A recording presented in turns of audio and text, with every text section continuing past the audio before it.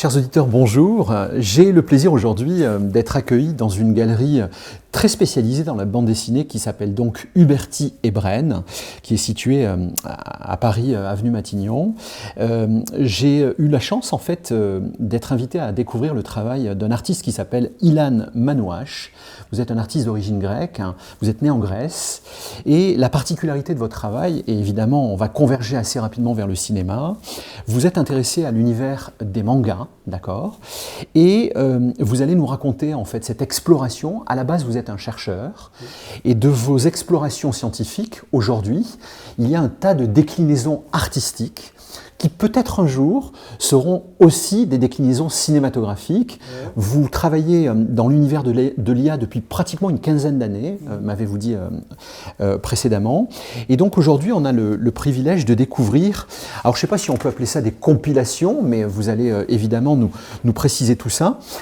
Bonjour Ilan Manouash, bienvenue à la radio du cinéma. Bonjour. Alors Ilan, vous avez inventé, on va dire ça comme ça, un mode de présentation de l'univers des mangas. Je parle des supports physiques, des supports papier. Racontez-nous un peu comment déjà au départ vous avez atterri dans cet univers, quel est le regard porté en fait sur la bande dessinée. Il faut savoir que vous êtes d'origine grecque, mais vous vivez aujourd'hui entre le Brésil et la Belgique. La Belgique qui est entre guillemets un bastion de la bande dessinée comme la France, et donc j'imagine que tout ça a une résonance toute particulière pour vous. La bande dessinée en Belgique est une composante culturelle très importante de l'héritage du pays. Je sens que pour très très longtemps, même en France, c'est la même chose, la bande dessinée a entièrement été explorée en termes d'artisanat, d'expression artistique. Le fait que je n'ai pas été né en Belgique, ni en France, et que je viens de la Grèce, d'un pays où la tradition de bande dessinée est inexistante, fait que j'ai un regard sur le média qui est différent de mes collègues, en fait, qui ont grandi en lisant des bandes dessinées franco-belges. Et donc, j'ai déjà édité une trentaine de livres, en fait, dans une variété d'éditeurs en Europe et aux États-Unis. Et j'ai toujours essayé d'explorer la bande dessinée, pas comme une manière de m'exprimer, de raconter mes imaginations ou de développer mes caractères, mais comme une manière de voir le média sous un autre angle, comme j'ai raconté avant, comme un objet technique en fait. Donc, et cette exposition aujourd'hui, c'est une continuité en fait de cette exploration de la bande dessinée comme un fichier, comme un objet technique. Finalement, toutes vos histoires, ça court sur plusieurs années, hein, on est bien d'accord. C'est des collections qui ont démarré, alors je pourrais citer comme ça en fait, pour les spécialistes et les puristes, des collections, je pense à Dragon Ball par exemple, Naruto, Détective Conan, Bleach ou Berserk, hein, qui sont les 5 collections qui aujourd'hui en fait font l'objet de ces objets physiques, de ces compressions, de ces compilations. Ça parlera aux spécialistes. Racontez-nous un petit peu comment finalement, physiquement, vous est venue cette idée? Quand on voit la bande dessinée comme un objet technique, en fait, on a plus d'opérations à notre... on peut faire plus d'opérations que quand on la voit comme un objet artistique. Donc on peut dire, par exemple, un objet physique, un objet technique est quelque chose qui peut être accumulé, qui peut être... on peut faire des opérations comme la compilation, comme la concaténation. La compression, vous avez dit, c'est un super mot en fait. Donc, quand je décide que la bande dessinée pour moi est des fichiers, par exemple, des fichiers numériques. L'idée de les mettre ensemble, de voir qu'est-ce qu'ils représentent en fait, en masse, comment ils voyagent, comment ils se présentent. Dragon Ball, ça fait 20 ans que ça dure, One Piece, ça fait 25 ans. Quand on met ça dans un volume unique, il y a quelque chose d'autre qui se produit. En fait, on voit la bande dessinée comme en termes presque de géologique, en fait, de sédimentation. Je vais vous raconter une anecdote, là, parce qu'en 2022, c'est pas la première fois qu'on fait ça. En 2022, j'ai fait avec mon éditeur à l'époque, on avait fait un One Piece, une série manga très très connue, qui est toujours en production, donc depuis 25 ans. Donc on a pris 23 000 pages de la série, on les a mis sur un même livre, on a fait un coffret. Oui, ça plante le décor, hein. 23 000 pages qui sont assemblées. Ouais. Donc en gros, ça fait un livre qui a une largeur, on va dire, d'1,50 m ou 1 mètre, en fait. Un mètre, oui. C'est ça. Et donc forcément, on ne croise pas des livres comme ça partout. Exact. Voilà. Une sorte de sculpture, en quelque sorte. C'est une sculpture, c'est un objet, c'est une sculpture livre. Et c'est un objet qu'on a présenté dans une foire. Le livre a suscité beaucoup d'intérêt, a été partagé énormément en ligne. Il a vécu plus sa vie en ligne parce que, comme je l'avais dit, c'est des tirages très limités. Mais il a été partagé des dizaines de milliers de fois par des gens qui peut-être ne l'ont jamais vu en vrai. En fait. Donc il y a que très peu de personnes qui ont pu le voir en vrai. Et donc on a fait ça. Et puis un des fans en fait, de la série avait vu le dos du livre. Donc, et dans One Piece, dans cette série-là, les caractères, les personnages de la narration, ils font des rêves très souvent. Et on a un code, je ne sais pas comment on fait au cinéma, mais en bande dessinée, pour représenter les rêves, on change la représentation des pages. Oui. Donc on met par exemple des pages, au lieu que ce soit le bord blanc, c'est bord noir. Oui, vous voulez dire le narratif devient différent pour qu'on intègre le fait qu'on sorte de l'histoire et qu'on se projette dans quelque chose de différent. Donc il y avait moyen de lire tous les rêves, de tous les caractères des derniers 25 ans, juste en voyant des tranches noires. Et ce lecteur en ligne avait dit « il manque un rêve là. Il manque le rêve de telle personne, je ne le trouve pas parce que je sais exactement quels sont les rêves. » Donc on lit la bande dessinée comme une sédimentation archéologique.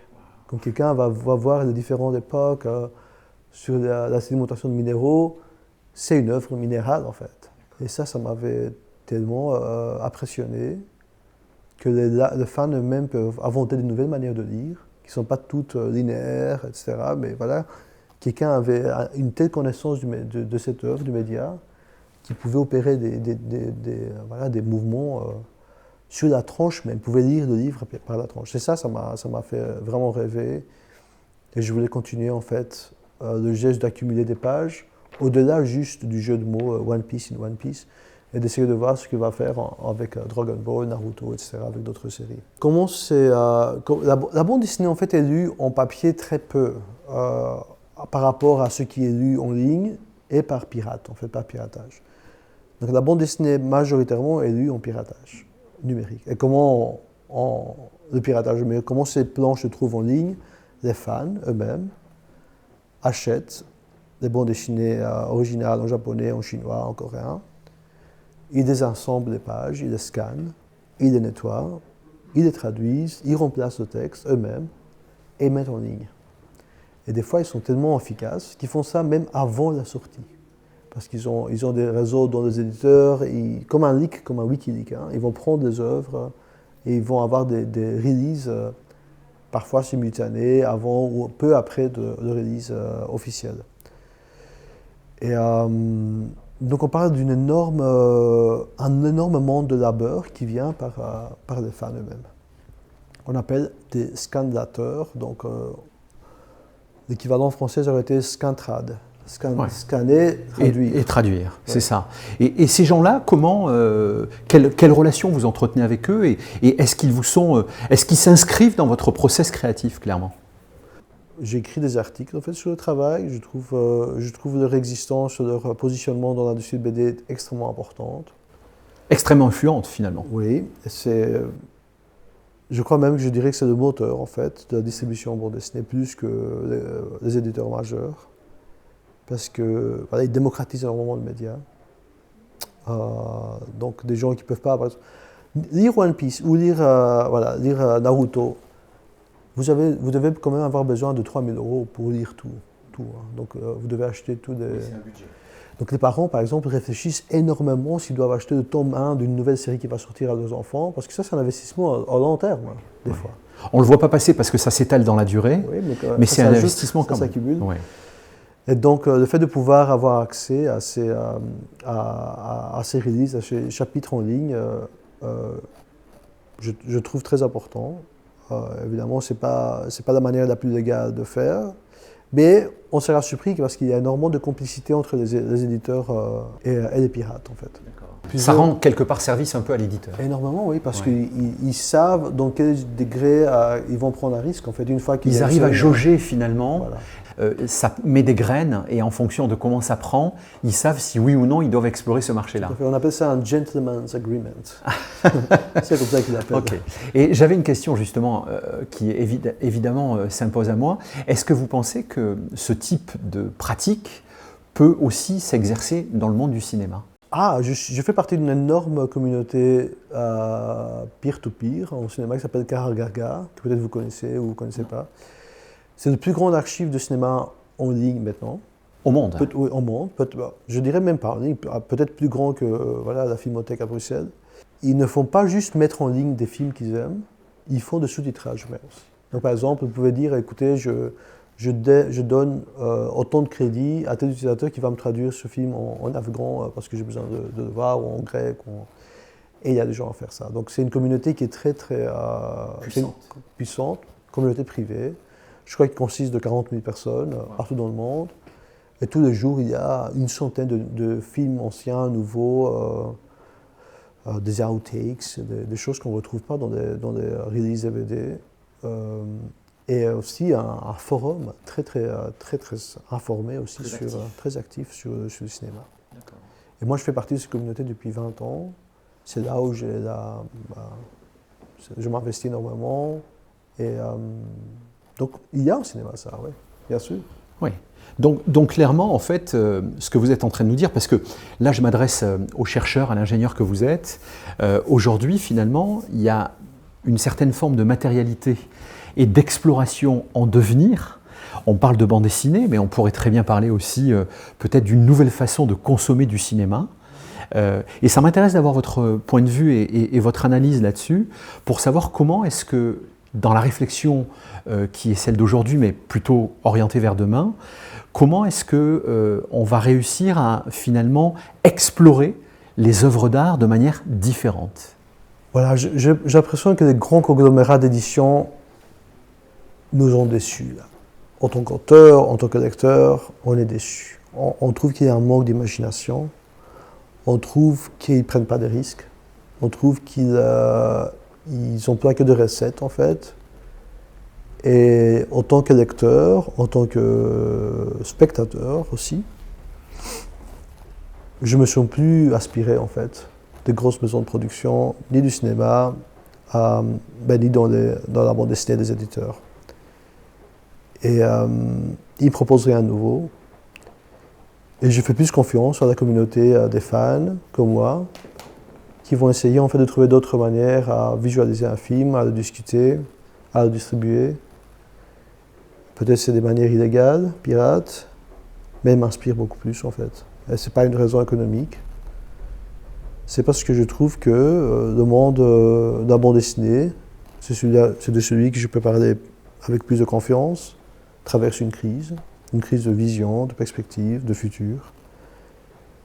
Et je crois qu'en tant qu'auteur, on a donné énormément de nos rêves, nos désirs, on les a confiés à des grands conglomérats d'édition. Et on ne devrait pas faire ça en fait, on doit trouver des alternatives. Et les alternatives pirates me paraissent beaucoup plus légitimes et même beaucoup plus éthiques que les éditeurs majeurs en France, en Belgique maintenant. D'accord. Ah oui, donc c'est une forme de rébellion quelque part. D'accord. Et du coup, en fait, vous considérez que cette vision-là, elle est un peu une appropriation par on va dire les fondations des fans que représente la communauté des fans, fondation peut-être d'une nouvelle façon de consommer l'art de la bande dessinée, du cinéma, etc. Donc, j'ai commencé cette pratique avec Maus d'Art Spiegelman, vous connaissez. Donc, j'avais écrit à l'époque à Art Spiegelman et je lui avais demandé, je dis, c'est une œuvre majeure, c'est un livre très important pour moi, je suis d'origine juive, mais je trouve que le livre a des problèmes. Je trouve que le livre a une manière de représenter les auteurs, les caractères des personnages, avec un code de représentation qui ne donne pas justice à l'histoire, en fait. Parce que quand on décide qu'il y a des souris et des chats, on ne parle pas juste des races différentes, on parle des espèces différentes. Donc quelque chose qui est inassimilable. Et je trouvais que cette représentation est très commune dans la bande dessinée, les souris et les chats, mais que là, c'est une erreur de l'employer. Je lui avais demandé de me donner la permission de republier le livre entier avec une seule espèce. Des chats. Il avait refusé. pour des raisons qui, pour moi, n'étaient pas à la hauteur de l'image que j'avais de lui en tant qu'intellectuel, en tant qu'auteur, en tant qu'artiste. Et j'ai décidé quand même de faire le livre. Le livre est devenu un petit succès. J'ai reçu une lettre de Flammarion qui m'a obligé de détruire le tirage. Donc toute l'histoire est très bien documentée, elle existe en ligne. Mais j'ai compris quelque chose, j'ai compris que on a trop souvent cru que le lecteur est dans une position passive, mais le lecteur peut dire « ce livre me plaît, mais il y a un problème, et je vais proposer une autre version de ce livre, et je vais le réinjecter dans le marché ». Et c'est comme une forme de retaliation, comme on dit en français, une forme de... Une réappropriation, quelque sorte. Une réappropriation, oui, mais dans l'objet lui-même, dans la forme lui-même. Et là, et là, ça, c'est une idée qui m'a guidé jusqu'à présent dans plusieurs projets où, en tant que lecteur, j'étais insatisfait des choses et je voulais proposer d'autres versions de la même histoire, du même corpus, du même livre. Oui, ça veut dire que dans votre démarche artistique, il y a une vraie dimension éditoriale et en fonction, en fait, de l'intérêt porté ou des éventuelles erreurs que vous pourriez associer finalement à un artiste, vous vous accordez le droit de customiser l'œuvre originale pour la rendre, entre guillemets, plus à votre convenance par rapport à des messages de fond qui vous paraissent plus appropriés. C'est bien ça? C'est bien ça, oui. Ah oui, donc c'est finalement, en fait... C'est pas juste une manière de convenance. C'est assez militant comme... C'est militant, oui. Je sens que, par exemple, c'est pour révéler aussi des histoires politiques qui sont refoulées aussi dans une œuvre. Voilà. Tata en Congo, par exemple. Oui. Une œuvre extrêmement raciste, coloniale. Pourquoi Tata en Congo? Tata en Congo est traduit dans 50 langues.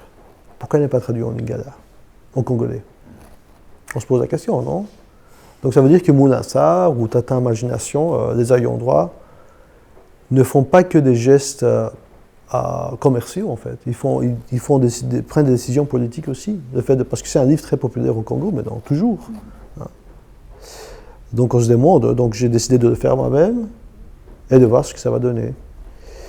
Et en tant que lecteur, donc, je dis, voilà, je vais combler une lacune de conglomérat, dans l'expansion d'un conglomérat, et je vais essayer de comprendre pourquoi ce livre n'a pas été traduit. On a commissionné une traduction d'un traducteur certifié de l'ONU en Belgique, à Bruxelles, et qui nous a fait une traduction, et puis on l'a réimprimé. Et on l'a réinjecté dans le marché à Kinshasa et à Bruxelles. Ah oui, donc là, il y a un vrai engagement de votre part par rapport à finalement des dessinateurs emblématiques. Là, vous parlez d'Hergé, évidemment, et les éventuels, entre guillemets, engagements qu'il a pu y avoir à une certaine période, et que vous avez envie finalement de dénoncer, tout en maintenant l'œuvre originale, mais en la mettant à disposition des gens qui sont principalement concernés. Oui, je vois ces œuvres comme des chevaux de Troie, en fait. Donc, on peut leur infuser un autre message en changeant juste quelques paramètres, en fait. La langue, la représentation animalière, donc etc.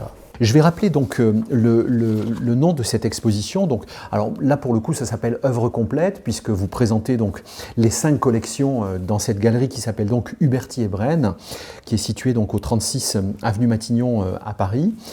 Cette exposition court jusqu'au 21 mars. Vous pouvez venir voir et admirer des œuvres à part entière, des œuvres qui sont des œuvres originales, et à n'en pas douter, les investisseurs potentiels de ce genre d'œuvres, dans les 5 ou 10 ans qui arrivent, auront capitalisé très fortement sur l'objet en tant que tel, puisque ce sont des tirages très très limités. On comprend bien que dans la démarche qui est la vôtre, d'une démarche spécifiquement scientifique au départ, en découle un certain nombre de réflexions artistiques, mais au-delà de ça aussi, j'ai envie d'y associer un raisonnement politique. Et qu'est-ce que ça dit de vous, tout ça, finalement? Si j'étais confortable en tant qu'auteur de bande dessinée, peut-être je n'aurais pas fait ça. Si j'étais confortable en tant que juste chercheur, je n'aurais pas été chercher autre part. Donc je crois que je suis dans une insatisfaction, en fait. J'ai envie de trouver des stimulations là où elles se présentent. Et si des fois il faut faire de la recherche pour comprendre mieux quelque chose, on va faire de la recherche. S'il faut faire voilà, s'il faut être artiste, à un moment il faut être artiste. Je ne me sens pas limité en fait par mes outils et je développe d'autres outils quand je sens pataugé en fait. Et la recherche m'a énormément aidé de comprendre mieux le travail de bande dessinée, de comprendre mieux peut-être ou de formaliser mieux, d'articuler mieux mes intuitions. Trouver quelques réponses finalement. Trouver quelques réponses, se poser d'autres questions aussi, parce que des fois j'ai l'impression qu'on manque de questions. La bande dessinée a toujours été un objet un peu trop transparent, trop limpide. On n'a jamais permis à ce média de devenir un peu une boîte noire. Et je crois qu'il faut lui donner la possibilité de pouvoir aussi offusquer ou de cacher ou de ne pas révéler tout de suite ses opérations, ses fonctionnements. Et voilà. Merci pour cette réponse. Alors, à chaque fin d'interview, il y a une petite tradition à la radio du cinéma. Je sais que vous êtes un grand consommateur de films, et donc je vais vous demander, s'il vous plaît, de me donner votre film préféré, votre musique de film préférée, et puis votre réplique préférée. Cher Ilan, vous avez une scène devant vous, il y a 3 petites marches. La scène vous appartient, c'est à vous de jouer. Meilleur film, Le Rayon Vert de Rick Romer. Pour quelle raison? J'adore. Il n'y a pas de message particulier, mais ce qui se passe, c'est qu'il y a un sentiment de légèreté dans ce film qui est tellement fort que c'est très dur de revivre quelque chose de pareil.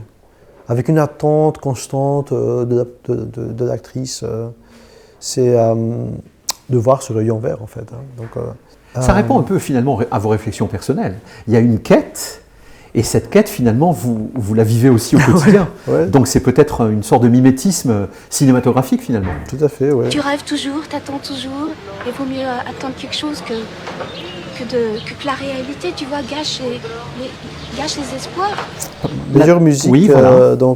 L'Estance à Sophie, de Art Ensemble of Chicago. Donc, Art Ensemble of Chicago, c'est un groupe très important du free jazz américain, qu'ils ont déménagé à Paris, en fait, parce que, voilà, aux États-Unis, c'était assez difficile de faire ce qu'ils voulaient faire. Et pour moi, c'est un monde idéal entre un super film, une super musique qui a pu, en fait, cadrer une narration cinématographique.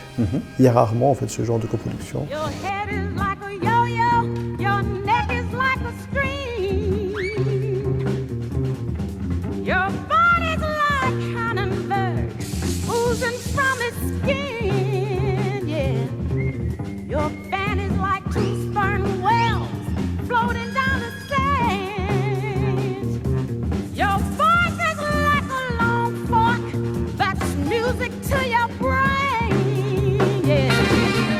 Et meilleure réplique, Le Rayon Vert, je ne vais pas partir en vacances toute seule. Ah bon. Eh bien écoutez, nous non plus, on ne va pas partir en vacances tout seul. On va partir en écoutant les podcasts de la radio du cinéma et notamment celui d'Ilan Manouach qui donc expose à la galerie Huberti et Brenne jusqu'au 21 mars prochain. La galerie se trouve donc au 36 avenue Matignon à Paris. Merci infiniment, cher Ilan. Merci beaucoup. Enfin, pour l'instant, je pars avec personne. Bah, tu vas bien trouver quelqu'un quand même. Pourquoi tu ne pars pas toute seule? Parce que ça me branche pas. Mais c'est merveilleux de partir toute seule. Je trouve ça inhumain. Je te dis que c'est comme ça qu'on fait des rencontres. Moi, j'ai rencontré personne.